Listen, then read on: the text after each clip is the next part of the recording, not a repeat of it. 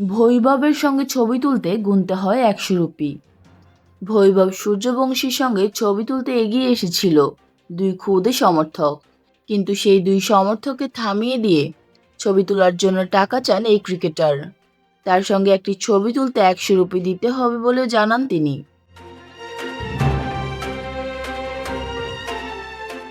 ঘটনাটি ঘটেছে রাজস্থান জয়পুর বিমানবন্দরে। একটি ভিডিওতে দেখা গেছে ভৈভবকে দেখে ছবি তোলার জন্য এগিয়ে এসেছিল ২ সমর্থক।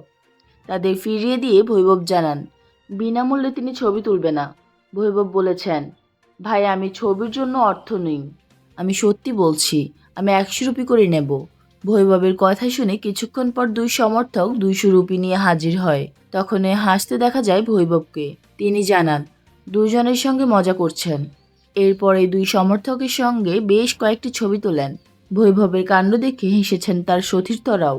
ক্রিকেটের সকল আপডেট পেতে আমাদের সাথেই থাকবেন। ধন্যবাদ।